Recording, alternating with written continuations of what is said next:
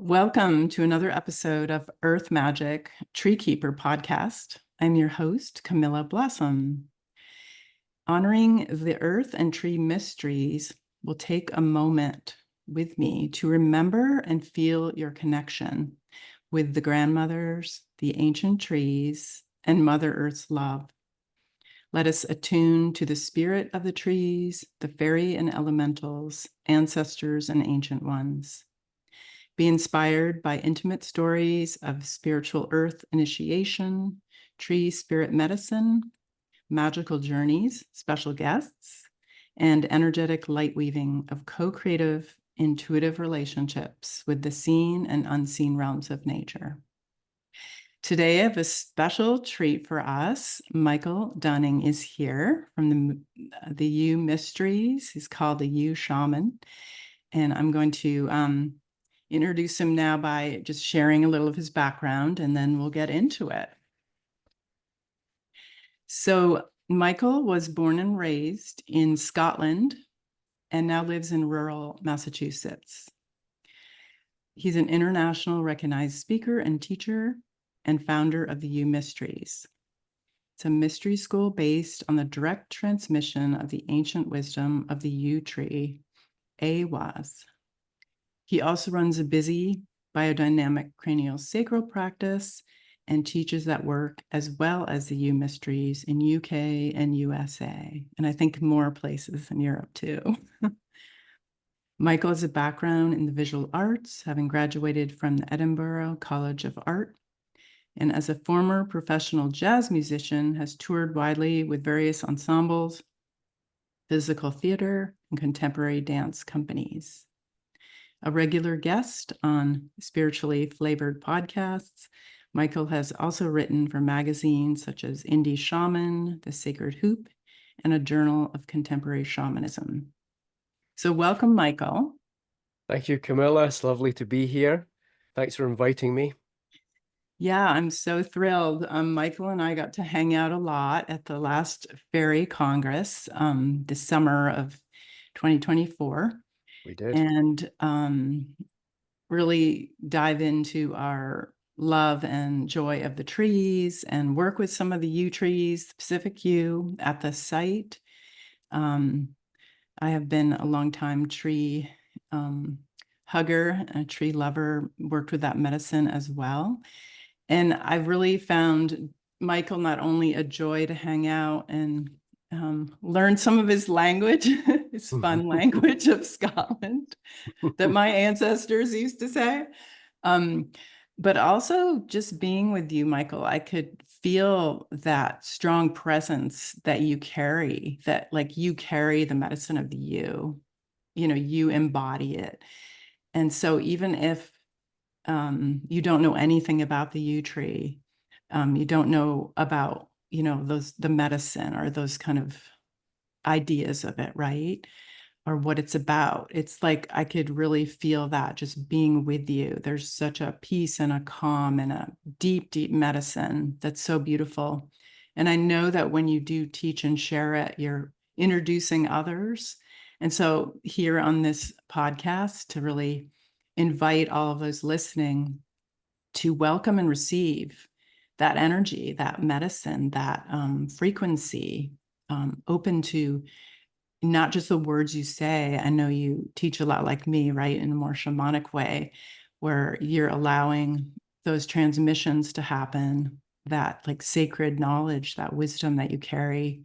And I think for a lot of us that are, more US people that have come from Celtic homelands, there's a strong desire to feel that belonging, having that longing to belong to more of the ancestors and to the trees and to the forests. And so I think you bring that through as well as in that. But those are just sort of my kind of perspective. So I'd love to dive in and just invite you to share anything that kind of comes to mind, and I can ask you questions. I just want to introduce two people to the tree behind me. I just met last week in Oregon, just southeast of Portland, Oregon, in a forest called Eagle Fern Park.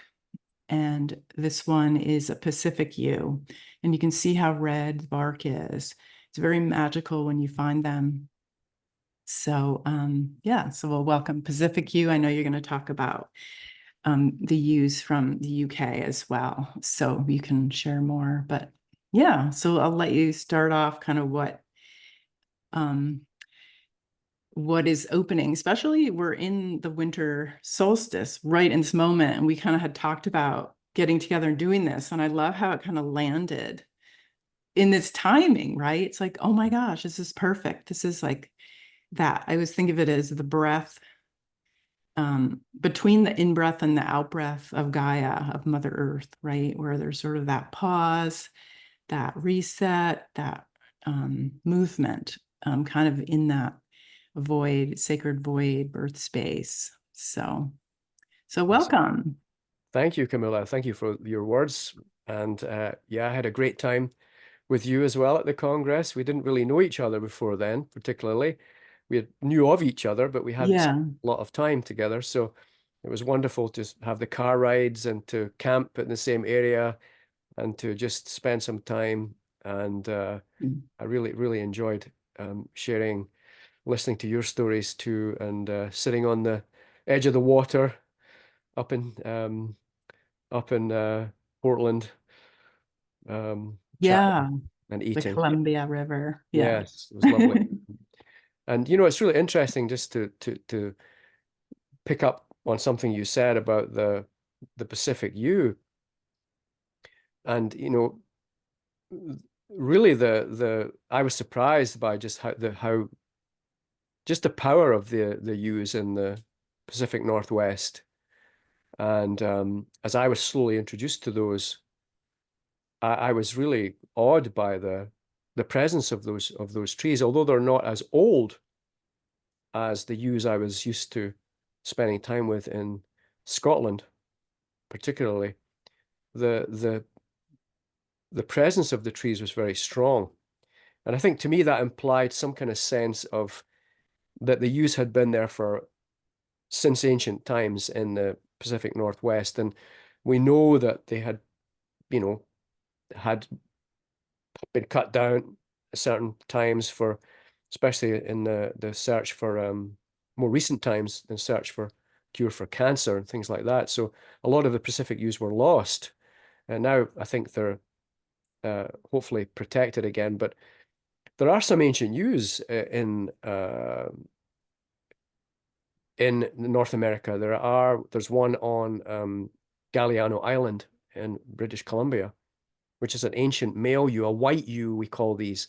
They're sort of blanched, so ancient. There's a sort of whiteness to them, a sort of boniness, a sort of that kind of quality of age that comes. Um, and that's right on a beach on Galliano. So there is evidence that the ancient yew once perhaps flourished there. Also one on the rainforest there, the The Pacific Olympic Northwest, Peninsula, is Olympic that where Peninsula. you said you saw one? Yeah. Yeah, a very old one. It looked very European to me. It was just kind of interesting, very similar morphology. But also what's really interesting to me was being in the Northeast here is the presence of the Taxus canadensis, which is they call it ground hemlock, but it's actually yew. And it tends to spread across the forest floor and also grows into these kind of rock crevices and fills them out like sort of great kind of pillows of yew that you can almost kind of settle into and lie on top of. And so I've been quite amazed to have discovered around me, everywhere around me, this yew that is like a skin. It's like a skin that kind of grows across. It grows horizontally. It grows across the ground. And there's a really interesting principle in that notion of the skin-like quality of the yew surrounding, creating an enclosure. It's almost like the sense of sort of creating a cloak for the earth around here in certain places. And I think left to its own devices, it would become quite prevalent.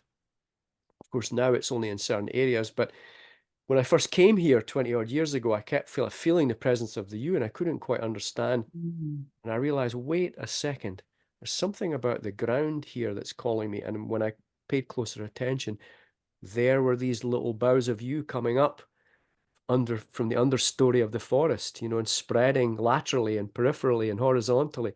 And I thought, the yew is a skin here. It has a different morphology. It has a different principle. It lives in a different way. So that was a very interesting discovery to make. And it kind of brings me in a way, it sounds kind of a random thing to say, but it brings me to this notion of the yew's relationship to the winter solstice. Mm-hmm. Because oddly, there's a sort of a there's a relationship to obviously to the horizon with the solstice, and where the sun appears to disappear, and there's a still point in time. There's that sort of pause that you talked about at the beginning, where in ancient times we might have said the earth was impregnated, by the Mm-hmm. by the power of the sun. And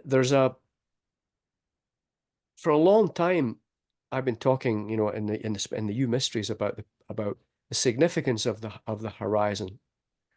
And there's a great significance to the horizon in terms of how we understand the other world. Mm. The ancient Egyptians understood this. They had this notion of Akhet, the radiant place. The horizon was the radiant place, the birthplace of the gods. Very, very similar to the notion in the solstice of where this rebirth, this death and rebirth takes place, where the god is reborn through the still point in time. And there's a rebirth that takes place. And in the Norse traditions, the ear was the younger Futhark rune for the yew, was very, very closely associated with the solstice, with the winter solstice. So there's a very, very deep understanding of this tree of life and death, as being very, very related to the winter solstice. And there's a kind of big story. There's actually a very big story behind all of that is quite rich and quite deep, that maybe that people would be interested in knowing a little bit about, perhaps. Yeah. Because when you think about this, the horizon, there's something magical about the horizon, isn't there, really? I mean, Mm-hmm. it doesn't really reveal itself, and yet it allows rhythmicity to break through. It allows her to have a distinction between day and night, light and dark. It allows there to be a seasonal change. We have this invisible principle almost. The horizon doesn't really reveal itself as what it is, and yet it allows things to be revealed. And there's something about that is very, very important in terms of the work that I was doing with the Yew Mysteries for a long time. And that's got a lot to do with the notion of this kind of origin point, this where something emerges from the horizon. There's a kind of a force, a rejuvenative, healing force that comes from the horizon, that arises, it comes to us. And I think this is something that many people in the healing arts have understood, particularly in the biodynamic craniosacral community. They have a notion of the long tide, this principle of healing, health, that appears to come or seems to come from the horizon and passes through all life and actually animates and sustains life. And it's almost like the reimagination or the reinvigoration of an older idea, because ancient Egyptians also had this notion, birth of the gods, this radiant place where this kind of original force comes from. In the Yew Mysteries, I often say that the horizon is a doorway to the other world, and that there's a lateral, peripheral, horizon-like aspect to the other world that's often missed in our teachings. We often think of the other world as subterranean, something that is beneath. But actually, the principle of the other world, I think there's a much more supple and living principle of the other world that we can actually come into relationship with the horizon. And It, go ahead. it reminds me of the idea of like the fairy realm being in the in-between place, like the power of the edges of the forest or the valleys, right? It really, when you're talking about it, it's like, oh yeah, it's betwixt between that place, that kind of place of mystery where the dark and the light live, or Exactly right. It's a yeah, liminality. You know, yeah, it's the yeah, limina that's the the right liminal word. place. And you know, the Irish Tir na Nog was the afterlife, was this place across an ocean somewhere. And what's really interesting is somewhere across a flat plain. There's a planar quality to kind of traveling, to moving out to this place of origin or this place of eternity, let's say, that's breaking through into time. And I think that there's something in what I'm saying there that really is, it gets to the core of not only the solstice, winter solstice, but also of the Yew mysteries, where this kind of sense of eternity breaking forth into into the into the manifest world, into the earthly realm. And the ancient Egyptians often, when they would talk about uh, returning to their homelands, it was again across an ocean. It was across a flat plain. There was a notion of planar travel. So I think there's something there we've kind of we've missed a little bit in our understanding of kind of the other world, the underworld, and a lot of that has to do with uh, I think a lot of that has to do with what what is it that we're defining as the sun in that situation, because we think of the solar orb as descending into the earth, which it does, you know, seems to at the solstice time, where the tilt of the earth is furthest away from the you know, the equator is the tilt of of the earth, um, gives us the impression that scientifically that the you know the sun is literally pouring itself into the earth at that time. Um, and one of the things that for me during my experiences with the Yew, and I'm jumping around a bit here, but hopefully it will all start to connect. Um, when I first started spending time at the Yew, probably 1993, around about that time, where I had been eventually called to this being. The Yew I spent time as in completely enclosed being. There's a 40-foot long tunnel of branches into this chamber. In the center of the chamber stands a trunk, and the branches grow out from the trunk and back down to the earth to create an entirely concealed chamber. And when I went in there at first, it was very clear that there was something separate about the space, the inner space of that Yew chamber, to the way the world was manifesting outside of that chamber. And even in my time, I was very sick at the time, so in many ways my senses were very heightened. But as soon as I entered that space, there was something other about it. And from that time, I went through this period of 9, 10 years of just going through this process of healing and transmission from the Yew. Of course, at that time, I had no idea what was going on. And gradually, one has to develop and understand, trying to find a language for these things. But one of the things I began to realize was that the Yew was revealing uh, an expression of a sort of timelessness, a sort of a world that kind of preceded the world as it had become manifest today.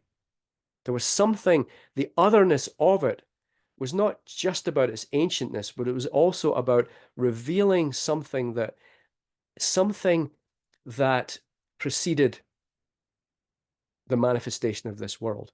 And it took me a long time to really understand that. And I began to realize it through the time of being under that Yew, that the healing forces that were being transmitted, that were effecting, initiating my healing, were coming through that portal.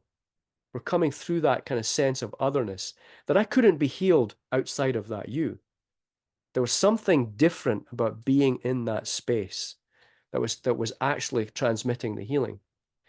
And over time, I began to understand, oh, wait a minute.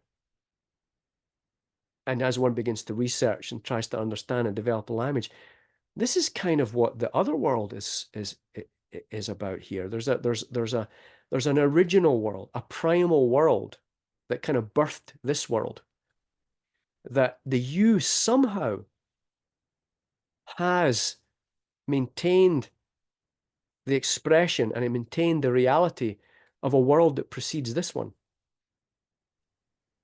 That It it lives inside an order of being that is not the dominant order. It's not really living by the laws of nature as we understand them. It's different. And it was that was affecting the healing. And would you, can I interject here? no, please go as many Would times as you you like. like the way you describe it, certain things kind of are coming to the surface. This feeling like the tree as the womb of creation, inviting you back into, I know you talk about embryonic connections in your work, but it just feels so much like you're the child, the baby that needs the healing, and you're invited into this timeless place, like a sacred void of the womb of creation, like you say before. Before the creation we know. In a sense, too, like that all these ancestors, yours and the ancestors of these trees, like have been doing this for eons, but there aren't many people in this time frame that really got to enter like you did. So anyway, I'm just sort of Yes, no. thinking. No, I think that's a really nice, a nice Yeah. way of putting it. And I think bringing that notion of the embryology, the embryonic aspect to it, I sometimes refer to the yew as the embryonic tree of life. And it's not just for me, and this is I'm writing a lot about this in my book. That there's a memoir I'm writing. I've been writing for, as my friends and people in the Yew Mysteries joke, it's like it's moving along at yew time, so probably be ready in a couple of thousand years from now, but because the yew, as people know, the yew grows extremely slowly. And I should say to the people who are not familiar with the yew that the yew I spent time with, maybe we can add a picture later on. Yeah. The yew I spent time with is multiple thousands of years old. Now, there's a lot of controversy right now around minimizing the ages of the yews, particularly in the UK, to try and gain more scientific credence and try not to get too overblown. But from the mind of the yew itself, what I call the mind of the yew, the kind of consciousness of the yew, my sense was there's this being that's pre-Atlantean, Mm. that that being was there as the world was consolidating itself. And somehow it was able to be a custodian of the original forces that created the earth itself as in its current form. And those were the forces that were doing the healing. I Yeah, think and the it's embryonic interesting. piece I is, don't know. Yeah, I don't know if it was you, but someone said something about the you, like talking about energy fields, how trees, connect, of course, with heaven and earth, the cosmic and the physical. And their energy field kind of flows like ours does through the central trunk or channel and then flowing around. But that the yew tree doesn't run its energy that way. So it makes me really think like what you're saying. Oh yeah, there's something different about how it even holds its energy, how it flows its energy. That's like kind of like what, like helping us kind of shift. I don't know. Do you have anything to say on that one? yeah, it's really a kind of living, its livingness is to do with its spatiality. So for me, everything about the U reverses almost everything we think we know. And in fact, the Awaz, the rune from here is the tree that grows both downwards and upwards at the same time. So there's a quality of reversal, inversion, involution that the U speaks to. So whereas in the New Age kind of world, people tend to talk about use the word energy, which I don't tend to use, and as a kind of linear kind of thing or a midline thing or something. I tend to really, because of the you tend to start to think of periphery, spatiality, horizon, something coming in, rather than what's coming from us, what's coming to us. And then it takes this kind of quality of locking ourselves down in we're centering ourselves, we are the center, to actually that it's the divine that centers us. You know, we can be That's we can beautiful. be synchronized with that, but it's really the divine that centers us, and that's a more of a peripheral experience. So for me, the use speaks the language of a kind of an etheric space, a spatiality, and and a shaping process, an inner space that is separated from the way the world is today. So it's an embryonic type of space. So when you enter that space of the you, you're subjecting yourself, submitting in a way to an order of livingness, kind of a living space that actually is entirely different from the space outside in the normal world. And things will begin to happen. So it is like a kind of like a womb space, like an embryonic space. But it, for me, the way my healing progressed under that tree was very much like I couldn't find a language for the healing. Right. I had been an art student. I didn't know anything about New Age stuff. I didn't know anything about shamanism. I didn't know what these things were. And I had a friend of mine who was an anthropologist, and he'd been with a peripatetic African tribe, and his PhD was all about that. I knew his wife very well, was a great friend of mine, and she said to me, you know, why don't you talk to Justin, my husband, and he might have some ideas for you. And he was the first person to introduce me to this notion of shamanism. And he said Mm. to me, I think you're going through some kind of shamanic thing. It's like the kind of tree of life, and there's this thing going on. And he taught a night class on shamanism. So he gave me all his notes that he gives to the students, you know. It was very nice of him. And I had this big pile about this thick of notes, and I was reading through them, and it was fascinating and interesting. And that's where I discovered Mircea Eliade and all of these classical writers in shamanism.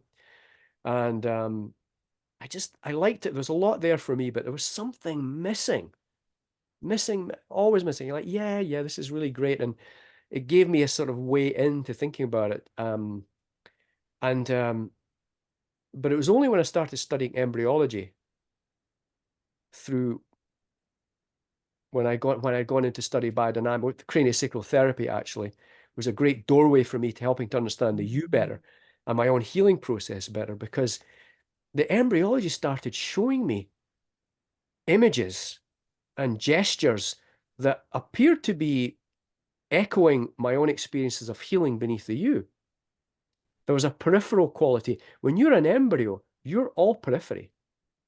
Before you have this physical body, you're a sentient being on the outside as a skin, as a membranous, peripheral, whole being. So consciousness doesn't arise with a central nervous system. Consciousness is already present. There's already a sentience in that wholeness of the early embryo before it has actually consolidated into what we call a Mm. body here. So there's always an outside to inside differentiation in how we come to be. Now, that principle there, what I just said there, is massive, because that outside to inside differentiation is not Mm. just something that we follow as an individual, it's something that the entire development of the earth has followed. So the embryology that you see in our own development that I saw in my healing, and I thought to myself, my God, these forces that are actually these embryonic forces are identical forces to the forces that are healing me. And I began to think, this is the language, this sci Mm. scientific language, when understood in a different way, suddenly becomes a key to understanding something huge. Now, I'm not the first to talk about this. I mean, Rudolf Steiner had a way of an anthroposophical medicine is it talks about this a little bit. And those things helped me later on when I found them. But this experience all took place in the raw, so to speak. So discovering the embryology, I began to understand this principle. And I'm going to jump here a little bit and we can come back. This takes me back to the horizon, and it takes me back to the winter solstice, because there's something about that horizon where what was once an outside, like an embryo, begins to become consolidated, and it has to come through a still point, it has to come through some kind of fulcrum, and then it becomes an inside, then it becomes manifest. And there's something there about the principle of the other world being through the horizon and beyond, and bringing forth through this kind of still point, bringing through the still point in time, breathing through the manifest earth. So when we get to the winter solstice, I feel that at this time, the winter solstice, there's the earth becomes, in a sense, really itself. It's almost like a recapitulation, a reenactment of an original involution of the other world. The other world, which was a great outside, involutes itself, just as happens in embryology, and bursts out the physicality of the earth. So there's an involution process that goes on that is actually very a subtle thing. One has to really kind of get inside of it, it's fulcrum, to understand it. So during the winter solstice, there's a moment where that's why it's so important to the ancient world. For a moment, we can feel, we have this experience of the original world bursting forth, the original otherworldly forces rebirthing the earth, just as it in the old teachings, the god was reborn at the solstice. So there's a great principle there of, if we can synchronize with the winter solstice, with the Yule tide. Now that's an interesting phrase too, the tide, this movement, this tidal movement of solstice. Solstice is a tidal movement. It's a coming into being. The earth becomes its most earthly at that time, and it becomes its most manifest. It's kind of all of the elemental beings, all of these forces that in the summer are diffused out into the plants and into the atmosphere, become at their most condensed at that point. And in an alchemical term, you could say it becomes its most salt. It becomes this great salt principle, where this great potency is gathered, and the earth becomes very potent, like a seed. So the winter solstice has a great import for us in terms of potency of the earth, and this inner quality, this quality of potentizing for the spring to come, for when it starts to reverse itself, and we begin to see the forces, elemental beings, the intelligence of the earth lifting off the earth and moving back out into then more of a sulfur process. So the old alchemist would say, from the Middle Ages perhaps, would say that, the earth represents more of a sal, they might say. The hydrosphere, the water of the earth, represents the more mercury principle. The earth has a fluid body.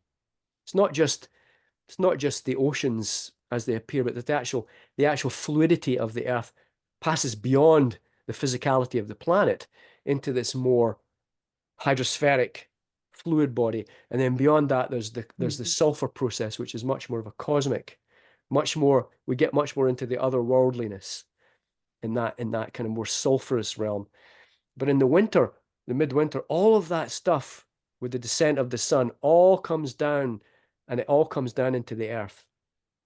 And there's a sort of rebornness. It's interesting you say that, because, I know there's definitely a lot of the fairy and beautiful plant energy that I feel in the spring and the summer. But then there's something I love about the fall moving into winter. It's like things are more alive now.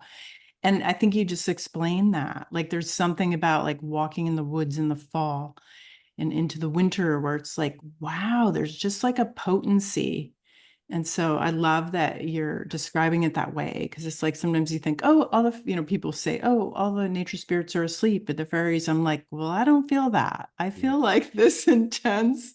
No, they're not asleep. They're hard at work.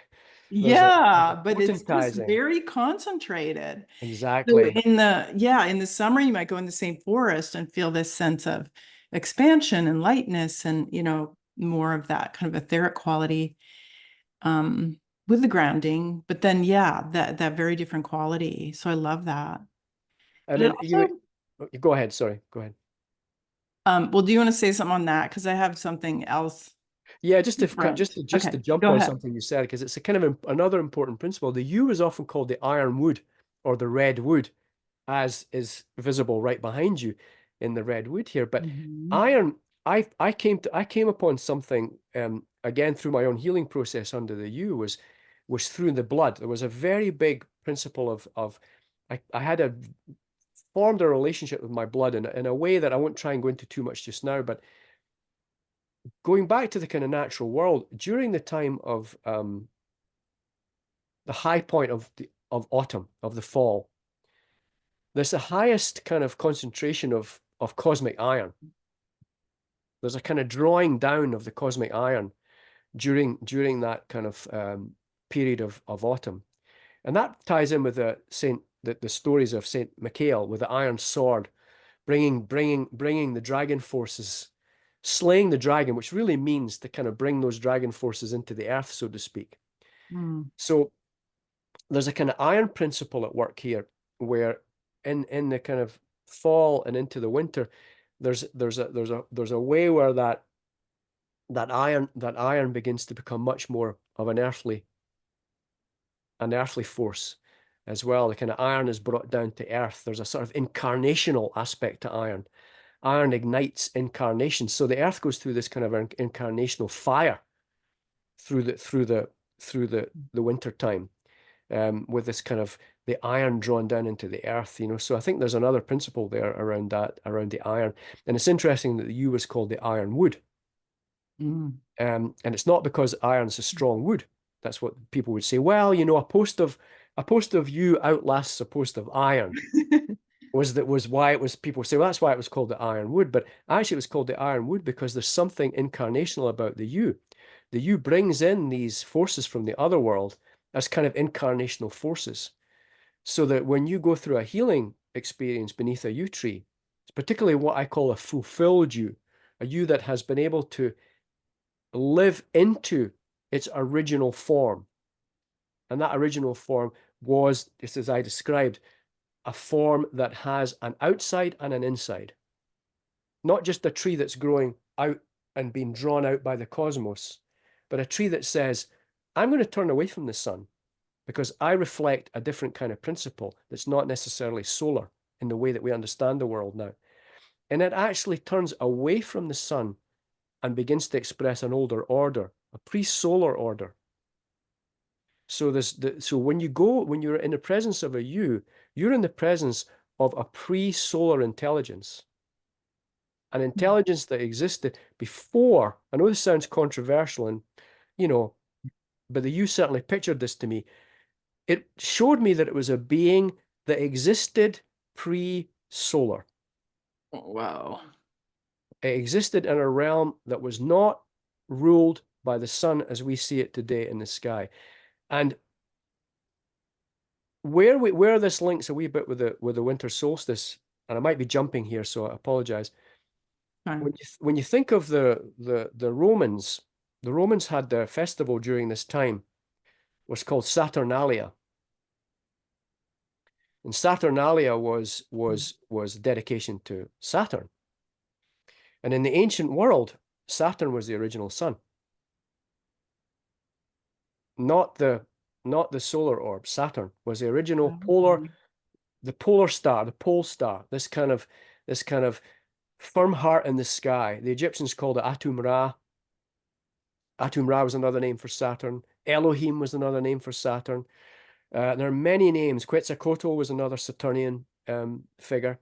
In the ancient world, it was understood that Saturn was kind of a predecessor, something, Mm. a force that had existed earlier than the sun. And so Saturnalia of the Romans. Now, the interesting thing was that the festival of Saturnalia was a festival of reversals. Mm. So right in the winter solstice, everything was reversed. So um, kings would serve, the Um, masters would serve slaves. Um, There was a great sexual liberation at the time. Men would dress in animal hides or would dress as women. There would be gifts exchanged. In the Hittite religion, the Yew would have been bedecked with sheepskins and gifts, and all kinds of things would be hung from the tree. So we start to see some of this earlier pagan understanding of 1930s Santa Claus Coca-Cola Christmas, so all of it goes way back, of course. But so this kind of whole notion of Saturnalia was that originally there was a kind of world that was kind of ruled by Saturn. And it was a purple, they called it, there's a whole theory to this. People want to look it up. Please Okay. do. It's called the Purple Dawn era. Mhm. And the other aspect to this is called the electric universe theory. It's to do with Birkeland currents and electrical kinds of currents that I won't go into just now because I'm be a poor explainer of it. But this notion of this twilight realm that was guided by a brown dwarf star, which was Saturn, and there was a homogeneous warmth would come from that. So there were no seasons on the Earth. There was no day and night. There was a kind of a constant twilight, just as the way we sometimes describe the other world. This kind of. I'm not saying those two are identical, by the way. There's another principle to unravel there. But there was this beginning. This manifest world was beginning to happen here under this auspices of Saturn. There was no day and night. There were no seasons. It was a twilight realm. The people or the beings that were on that planet couldn't see beyond the sheath of Saturn, so they couldn't tell what was beyond. So there was this kind of quality of a Saturnian realm that you see reflected in customs of the ancient world. Mm. So Saturnalia was a very Mm. clear example of that, where Saturn was worshipped, essentially. And Saturn was seen as the planet of reversals. There was something other than what we see today, something original, something other, something preceding the way the world is. And the yew was also known as the tree of Saturn, and it's Oh, been. okay. So it was understood as a being whose intelligence harkens back, who holds on as a custodian of the intelligence of that ancient world. And vegetation on that world would have been massive. Mm. Red spectrum light, plants grow way bigger in red spectrum light than they do Mhm. in the kind of harsh light of the ultraviolet light of the sun. So all vegetation was red during There you that time. go. There it is. Red. And so there's the yew begins to, what we see with the yew, we begin to get a picture, an image of a realm, a world that preceded ours. And when we start to synchronize with the mysteries of the yew, we begin to actually come into a relationship with forces and intelligence that precedes the kind of more hardened consciousness that has come through the solar order over the last so many thousands and thousands of years. So there's a kind of another consciousness breaks through, which is more embryonic, more original, Mhm. more healthful, more immediate. It speaks to the blood in a different way. Healing can happen in a way that doesn't happen outside of the parameters of that tree. It's not Like really a tree. miracles. Yeah. Miraculous. I mean, Yeah. what I went through under the tree is, I mean, one has to be very careful not to start to sound like some crazy messianic person with a message for the world. And I certainly, you know, all I can talk about is my own experience. Yeah. And for me, being close to death, going into that chamber of that yew, and 9+ years later, coming out of that, feeling renewed with a purpose, you know, reluctantly to kind of start to bring, To come back out into yeah, this bring world. some, bring some of this yew mysteries that I didn't have any names for anything then, Yeah. and but anyway, suffice it to say that there is something about the yew that is like it breaks into this plane from somewhere else. There's a Yeah. liminality to the yew. that is beyond all other plants. It has a certain unique quality about it that's directly related to the other world and how the earth came to be. And again, there's a direct relationship, as I've explained, with the winter solstice there, that I hope people can follow that. Yeah, that they can, yeah, invite everyone to really allow this. I feel like a lot of your teachings is helpful to kind of open our mind to like that reversal teaching you're talking about, because we get like really set in our ideas about things. And what it brought up for me too was, talking about the horizon and the importance of that connection. But also like working with a lot of people and helping them ground and using trees and that kind of medicine to help get a sense of how to ground into Gaia. I almost feel like there's a different teaching. Like what I notice, it doesn't always work for everyone. Sometimes they're not so vertically oriented that they need to send their roots down to the center of the earth. Like I have a lot of very high level kind of fairy realm type people, and it's like, I don't know, this isn't really working for them.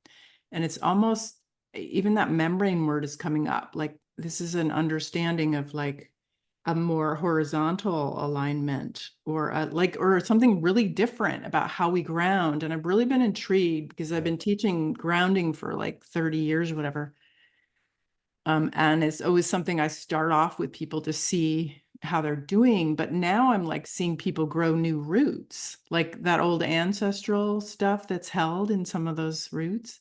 Mhm. Like like they want to grow new roots. And Mhm. so I'm seeing that happen, but also I'm kind of like something might be really different about how we're grounding into Gaia, into Mother Earth. And part of it is don't just ground into the third D of her, right? We've got this 5D multidimensional being that we need to expand and connect with all of it. So, connecting with the crystalline grid and all these things.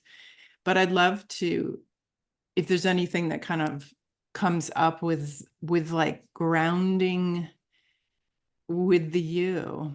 And I can see too, like I make the tree essences, like how you can work with these energies or vibrations or even make that medicine um, to invite those kind of energies for your own healing. And just to add to that, like when I stayed at Michael's workshop after the Fairy Congress, there was a group of us that worked with the yew, the Pacific yew. He had found, or some people had found, like a whole bunch of them there that we didn't Mhm. know about in the Yes, forest. it's Oh wonderful. my God, what was it, like 6 or 8 of them? Yeah, something like that. Yeah. And so we were able to visit and be with them, and people had the most profound healing experiences, meditating and working. So seeing, I mean, I feel that potential of trees, but just to kind of witness and see what for each person they were sharing. And these were Pacific yews. These weren't even the ones you have worked with in the Mhm. UK, but there was such a magic quality to the potential miracles that the trees can bring us, right? That's so I love this whole reversal idea too. But anything about grounding, there's something just felt like you might have some interesting insight. Yeah, I mean, in many ways, I think there's and I always like to bring his name up because he's a visionary osteopath who died not so long ago, and because of my work in the biodynamic craniosacral community, I've learned the language of that, and that's been really useful to me. And his name was James Jealous, and he would talk about centering around the edges, and that as I said to you earlier, that really we're becoming, if we become used to the notion of that we can be centered on the periphery. We've become far too used to this notion of centering ourselves, or Yeah. earthing ourselves, rooting ourselves, sending shoots down into the earth. And I'm not saying any of that's bad, not at Yeah. all, but that it's all good. We need it all. We need all Yeah. of these things, but there's another way. And I think that the modern human being, the dilemma of the modern human being, is to do with consciousness. And the way we tend to kind of rigidify, we kind of lock things up in our consciousness, we lock things down. And I say this a lot, we kind of create corpses of the things we see with our senses. So we name things, we give them labels, and we think we know these things because we've named it, because we've grasped it with our consciousness. But all we've done is kill it. Mm. All we've done is kill it. I'm saying that more from an alchemical sense of Yeah. death. There's a death process in consciousness that we as modern human beings are really, it's our challenge is to bring a livingness back into our consciousness. And I think some of the practices that the New Age community is also guilty of locking up consciousness and locking stuff down by overemphasizing, grounding, overemphasizing a kind of particular one-way relationship to nature. In fact, what about the breath? What about the transparency of nature? Mm-hmm. The way nature breathes through us. There's a transparency to nature, a liminality to nature. It breathes, it moves. It's not locked down anywhere. Where is where is the earth grounded? Where does it ground itself? It's always moving. It's always it's rhythmicizing. It's always in movement. So when we look at ourselves as an embryo again, we were centered on the periphery. Before we had a body, our center was our periphery. Each one of us, everybody listening to this, all of us, we all have an embodied memory of centering ourselves or being centered on the edges, being centered on the periphery. To be a healthy human being is to have, and I'm going to paraphrase a great craniosacral teacher called Michael Shea. To paraphrase him, our midline needs to be healthy enough to translocate. We have to have a midline that can be consolidated. We have to have a midline that can be peripheral. We have to have transparency. Transparent to what? Transparent to that great healing force that comes from the horizon, that's given us from the other world. The original forces of the other world are available every moment. We're being breathed, we're being saturated by those original forces of the other world every moment. And for us, if we can begin to find a transparency to those forces, we can begin to become more permeable to those forces. Our consciousness is less fixed. It becomes much more alive again. We begin to have thoughts that are alive rather than thoughts that tend to kill. Rather than naming things, Yeah. things become, I've got this, I do this, I've got this is my altar, this is what I do here, this is a thing from here. Let's for a moment just let all of that go and actually just become transparent. Can we become transparent to the movement of the other world in the moment? And can we allow that to be our guiding principle as we move through life, you know? Yeah.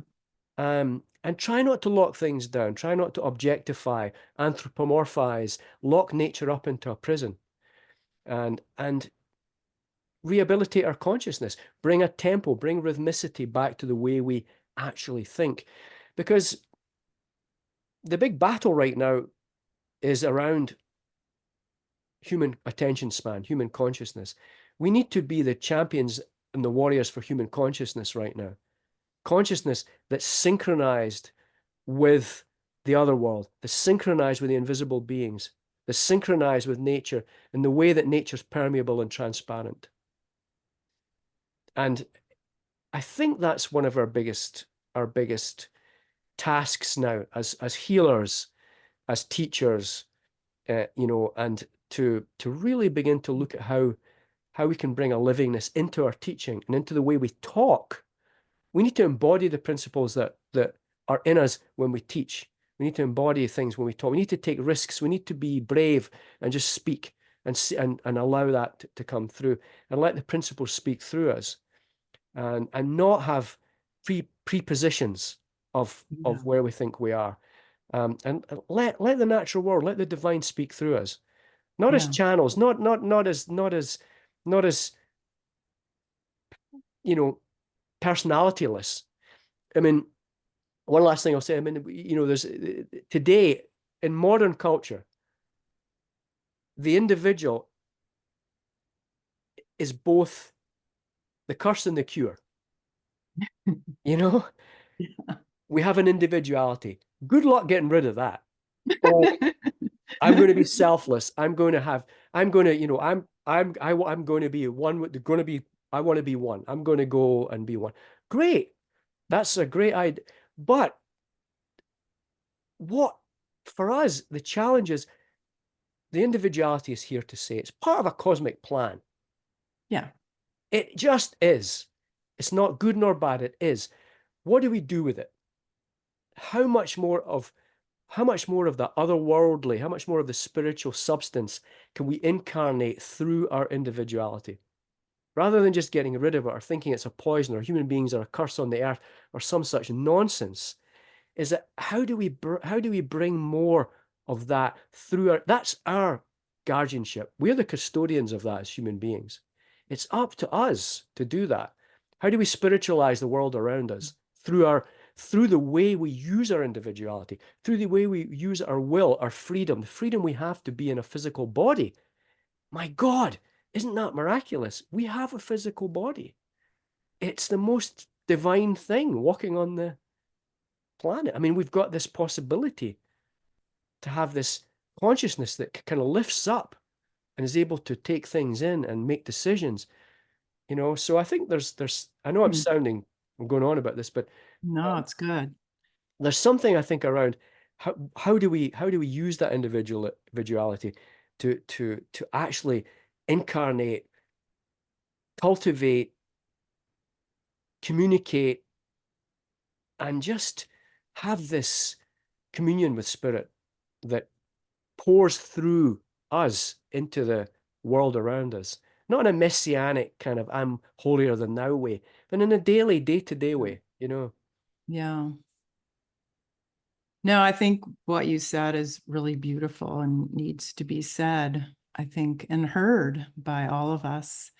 It just reminded me of working with a client recently, and she's talking about seeing all the rules there are about when she looked up information about the brownies. And I said, and then during the session, I was like encouraging, don't have any rules. This is your relationship Mm. with the brownies and this force that you're connecting with. Yeah. So it just reminds me that way we have so many rules, we have so many ideas, we have so much attachment.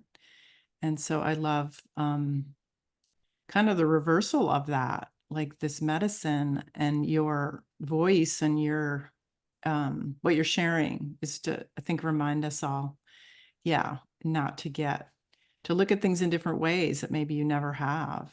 I know your sense of how, yeah, even sort of the shamanism is like, it's this way. And maybe there's another way. So, Yes, and and if that resonates or whatever for you, right? For each of us, like, what is it from our own lived experience in the forest or the trees? And I always encourage when I teach, I know you do this too, like, this is your relationship. Like, how do you want to experience that without exactly. those other ideas that teachers tend to, and I have to, yeah, be mindful to like, no, this is your experience. Yeah, and I think Show you what I've done, if that helps. exactly, This is exactly. yours. I And think how are you? for me in the Yew Mysteries, I tend to outline a set of principles that I feel that I've been able to distill out of my experiences with the yew, for example. And those experiences then I'll offer as potentials. I call them the working with the blood mantles, of having an experience that just an owl just flew outside the window and is sitting on a tree out there. A big barn owl. Oh, wait a minute, is it? Yes, yes. It's out hunting. Is to then have a set of principles that can be applied, people can apply in their own way. What I try to avoid also is not just allowing an entirely a way where whatever, that becomes so subjective that it ends up becoming so distilled and dissolved out that you can't make sense of it. So there's something around finding the balance between those two things, where it's not like there's it becomes a kind of fantasy type of thing for people. They just go off on a kind Yeah. of real fantasy journey, that there's some kind of way of birthing principles through yourself, through your individuality. There's a disciplined quality to working with these principles that much more can then, by synchronizing, by working with some of these principles, much more can be birthed through than just allowing this kind of open-ended type of thing. So I try and get the balance right. So I have a set of principles that can be then creatively applied, can be worked with, and then you can discuss it afterwards, because that healthy balance tension is really important. It's where the growth comes. Is if you can find the right skin, that right surface that gives the right kind of resistance, then you can start to work with a shape and work with what comes back at you. How much do you push against it? What is your sense of touch to what's coming to you? How do you relate to that thing? How incarnate is it? Mhm. And I think that's the key thing. How incarnate is your experience? Because we can all go off on tangents, but how can we bring ourselves into a disciplined place? People don't like that word, but we can bring ourselves into a place where there's a kind of tangibility to the Mhm. surfaces that we're working with in our consciousness, so that we're not creating fantasy images of elemental beings and things like that. We're actually coming into relationship with essences, with the livingness of elemental beings, not funny wee things running in the forest, but an essence, that kind of a livingness, Yeah. and start to get away from that visual type of download. Yeah, there's a And lot of attachment. Like, I want to yeah, see a fairy. I want to see a yeah, gnome. It's yeah. like, no, it's not that. It's not And that we at set all. people up to fail. If we do Yeah, that, not everybody feels that.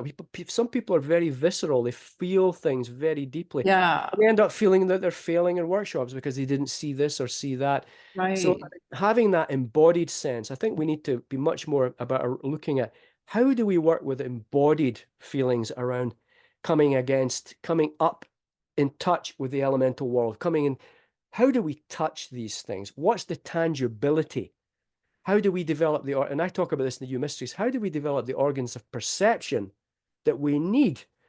Because the danger, some of the problems that we have is we try and apply the modern senses, the way they've become rendered in a modern world, we try and apply those to the new age kind of way of thinking about things. We're trying to apply that to the spiritual realm, and it doesn't work, because you can't take the laws of this world and use them to get into the laws of another world.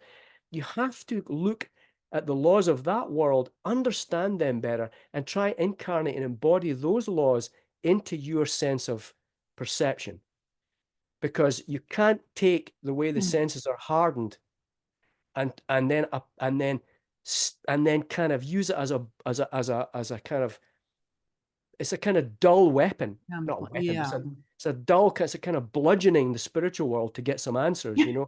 If I keep bashing on the door, but I actually get more A fairy supple. will answer. Yeah, become more supple, find these sensory surfaces. So we spend a lot of time in the Yew Mysteries and developing in certain practices, developing practices that takes time. And people want instant downloads now. They Yeah. want instant everything. We had a little bit of a tussle in the last Yew Mysteries in the UK, where people were not really wanting to sort of settle right into the depth of the work. They wanted something to a little bit more immediate, and there was a little bit of unrest there, and there's nothing you can do about that. But it's like finding this subtle, tangible place where you can begin to birth these new organs of perception. It takes time.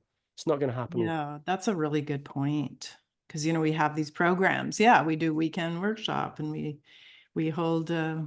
programs, but I kind of was encouraging some of my land alchemist students, like, what I'm sharing now, you're going to use the rest of your life. And these tools, let's say, that I'm sharing, like working with the drum or rattle, like, it's not something that might draw you, or it might be in 5 years. Oh my God, that's the perfect medicine.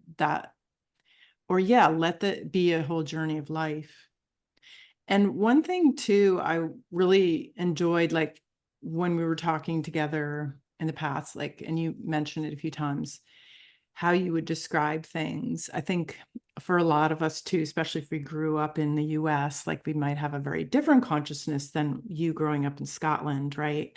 So you're kind of opening us to remembering and knowing, but your description about the shape. Like when I describe, I'm much more a feeler type person. So like how I describe my relationship with trees and let's say there's a certain language I use, but I loved hearing you talk about the shape of the energy. Like it really kind of opens something. Oh, that's a cool thing. Like what, like going into more of that, like you say, those experiences. And Mhm. so just wanted to bring that forward.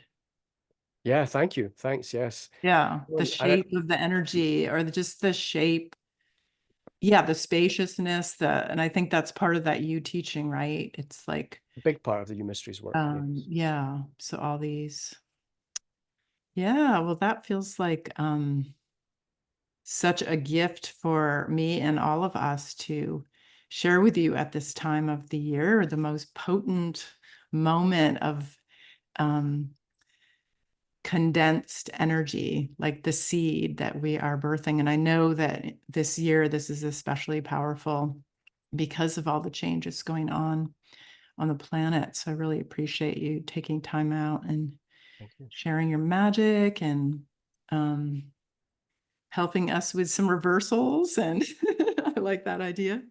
Seeing things in Yes. different ways. Perhaps Opening to, we can all kind of have we can all be thinking that perhaps we can all be, for a short time anyway, we can be our own lords of misrule and become reverse lots of the things we think we know while during this potent time with this great skill yeah, point, and allow ourselves to be saturated by this potency and allow certain things to loosen. yeah, Let ourselves become more peripheral. Let ourselves become yeah, more something we're not, something that wants to come, that's not, that we're a little shy about, or that we're not entirely confident about allowing that to come out. This is the time. Let's let's yeah. let's have a reversal. Let's invite reversal and Yeah, I love that. I become love our own lords of misrule. Perfect. What a great place to complete our conversation. And would you like to share about, I don't know if you have any upcoming things or your website or anything in the works or how people can connect with you more? Yeah, people can connect at the website, yewmysteries.com. They can email me from there if they'd like to do that and be on a mailing list. At the moment, I've got this blissfully, deliberately not planning anything specific, but we are looking at a workshop Yew Mysteries workshop in Spain Mhm. next year in the north of Spain, where somebody who has been a friend of mine has been researching there. She lives there, and she's found some great yew sites. So we're hoping to have a Yew Mysteries in Spain. And you never know, you and I might conjure something up Yeah, for the Pacific I kind of feel Northwest. something's brewing here. Something's brewing. And otherwise, I'm still working on my Yew memoir. It's getting close. It's been a 7+ year project now, which I never thought would take so long, but it is moving along. And the yew is giving me the signs that it's coming to a time where it needs to be coming to a close and going out into the world. So there'll be a Yew memoir, hopefully beginning to be taking some steps into the world in the spring. So we'll see. Yeah, I love So, hearing that. It's interesting too. I did a workshop um, more than a year ago with Amba, who you might have heard about from the Fairy Congress as well. I don't think so. And during that meditation with the yew, we worked with 12 different trees. The yew is the one that came forward and told me to write a book as well. Oh, wonderful. And so I just think it's great to connect and see. Yeah, I think it's one of those long-term delights of learning more and exploring. But this year in 2025, I am going to be teaching a lot of really diving into the tree teachings more, Right. specifically like 12 trees that are Pacific Northwest. Wonderful. Yeah, to bring that energy through. So for people that want to connect more with my work as well, that's camillablossom.com. And then my newsletter, I'll be sharing all that, or you can look around. But that's sort of being formed during this winter solstice. There's like this creation energy. Um, working in that sacred void womb space. I'm actually doing an event tomorrow with that as well, to move into that creation space. So I love the different ways of looking at that. It's a great time for new ideas. Yeah, exactly. Yeah. So thank you so much, Michael, and to your Yew presence and magic and all you've created and shared, and really been an honor to get to know you and have you bring your work forward and help others to tune in to the trees as well. Thank you, So, Camilla. It's thank an honor you. to know you too, and I'm enjoying and I enjoyed this lovely experience, and I look forward to seeing you again soon. Yeah. Thank you.